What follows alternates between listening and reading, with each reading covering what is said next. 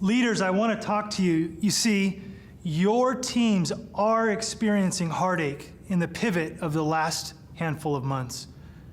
Now, if you've missed it, misunderstood it, or maybe pushed right through it, you're hurting your people. Because you see, every pivot includes heartache. And right now, we're all suddenly being forced to pivot. Whether you used to drop your kids off at school and now you're teaching them in your living room, or maybe you used to work in an office and now you're working from home, or you used to serve meals at a table in your restaurant, and now you're suddenly delivering them to the curb. We are all making directional changes. And that's why pivot has become such a buzzword, because you see, a pivot is a directional change. It's not an adjustment. Our pastor talks about that basketball player with their pivot foot. They're not adjusting their shot, they're changing directions. They were going to pass and now they're going to shoot. They were going to shoot and now they're going to pass. In the middle of these directional changes, how we lead through the change really matters. Because you see, as leaders, many times we can see the change as opportunity. Maybe that restaurant owner was a little jarred at first, but then he began to realize, hey, maybe there's some ways I can deliver my experience into a person's home when they can't come into my restaurant. I know as a church, we have seen a ton of opportunity. Before COVID, before the lockdown, we were reaching a lot of people, 15,000, 16,000 people a weekend. We've more than doubled that number. That's incredibly exciting. That's a lot of opportunity, reaching many, many more people every week. And for us as leaders, a lot of times that opportunity is really exciting. We see it quickly and we're excited about it very quickly. But the reality is, it's only exciting for some. Because you see, for some, their thing and our thing have suddenly become less aligned. You see, the thing they do and what we need or can do are suddenly less aligned. When I think about our ministry teams, we've got people who work at campuses, and every week they're connecting with people on those campuses, whether it's in kids ministry or out on the patio or in the auditorium. We've got ministry teams that are running classes and conferences that people come to and they connect, they minister, and they lead those people.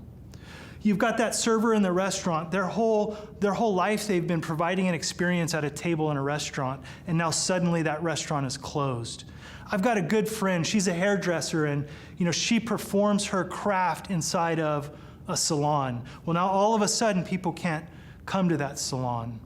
And as those things, what we do becomes disconnected from what we need or can do. The reality is, underneath the surface of that pivot can begin to exist a real fear and heartache. You see, we start to really struggle with that thing that is my identity, or maybe I'm dealing with the reality that, hey, I want to move, I want to pivot, but do I know how? Or can I? Ultimately, what does that mean for my family and my career and my security? At the end of this heartache that lives right under the surface is this idea of shame. Maybe I feel like I can't even express that I'm struggling with the change that I do want to make. And I guarantee you these feelings exist under the surface of your team, of your people. And as the leader, to care for and unify your team, you must re-win their heart. You can't simply help them intellectually understand where we need to go. You need to re-win that heart, that sense of security. And I want to talk to you about 3 different things that you can do to help re-win the heart. First, I want to jump into what I call a shared goal. Now, the beauty of a shared goal is it helps us raise up a level from what do I do, what do you do, our individual roles and contributions, and helps remind us of what the higher goal is. You see, at Sandals Church, we've actually written out our goal. It's to reach as many people as possible with the vision of being real with ourselves, God, and others. Now, on the surface, that seems like a pretty straightforward statement, but when you get underneath it, it starts to answer really important questions like, are we building a big campus, or are we multi-site, or in homes, or online? Well, we'll do all of those things because our goal is to reach as many people as possible with the vision. You see, are we about a sermon series or chapter and verse? Well, we've done both because our goal is to reach as many people as possible. And as you begin to come up a level and really understand what our goal is, you can start to see that maybe it's not as much about the location as it is about the connection that we have with people. Maybe it's not as much about the room that we've always led worship in, but it's about leading people in worship in any number of different methods or approaches. Maybe that server begins to realize that, yes, the experience at table 7 is important because they're getting engaged and they'll remember it for the rest of their lives. Table 9 is a parent reuniting with their child, and it matters the experience that they're having. But really it is about the experience.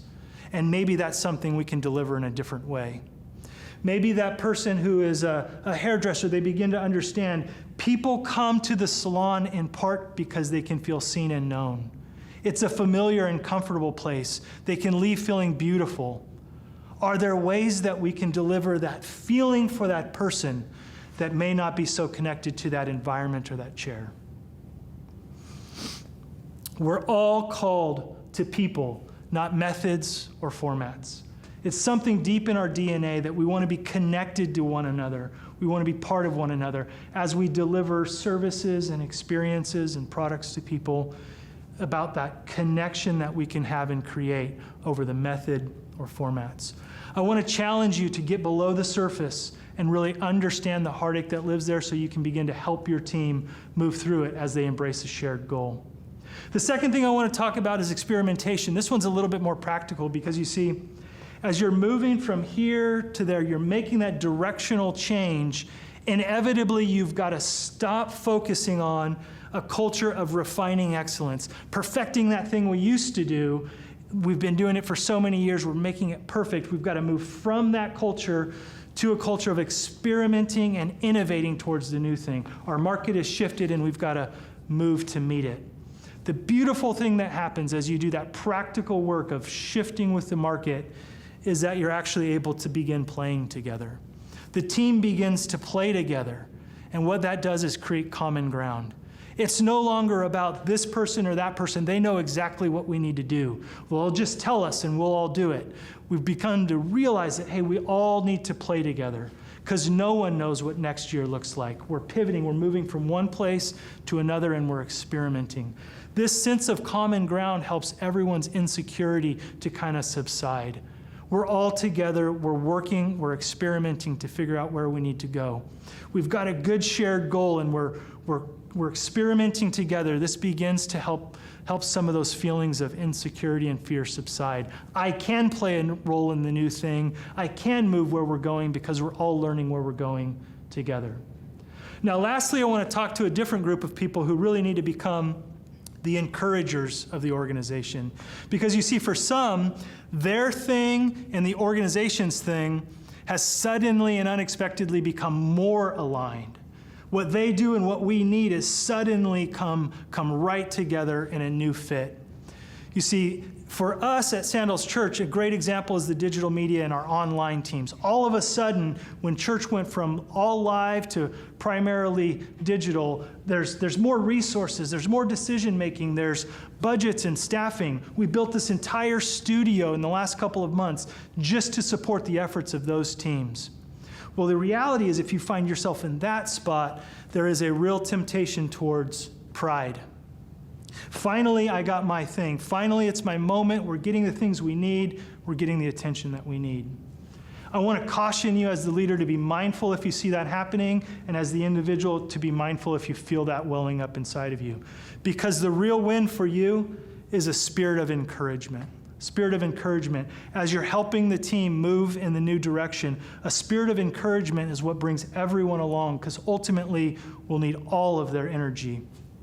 I would encourage you to think influence and coaching over controlling or somehow pressing an agenda. If you can influence your organization and coach your people into the new direction, you'll grow equity and you'll move everybody along. You have a great opportunity to honor the team, to set a healthy pace and be patient as we experiment towards the new thing. These are the things that will help you grow as a leader, and these are the things as a leader, if you're watching for them in your team, you'll help create a healthy, strong environment as you navigate the pivot. So I want to encourage you leaders, don't push through the heartache. I guarantee you it exists. If you go straight to tactics and straight to new approaches, you'll miss what's living under the surface, which is what will actually guide your organization much more so than the tactics and techniques. And secondly, don't ignore the pride. If you see that begin to happen, help remind the teams that it's a time for honor, it's a time for encouragement, because we're all working together to move towards the new thing. Ultimately, you've got to come back to that shared goal. Begin to experiment together so that you can be rejoined as a team, heading in the same direction you've always been heading as you create a new way to get there. And then lastly, be encouragers. Be encouragers as leaders and be encouragers on your team. This is what will ultimately get all of the energy headed in the new direction. Boy, I hope this was helpful to you. I hope that you understand how important re-winning the heart of your team is, because that heartache does exist, but you're the leader and you can make the change that's needed to propel the team forward. Thanks, guys, and I hope you enjoy the rest of the conference.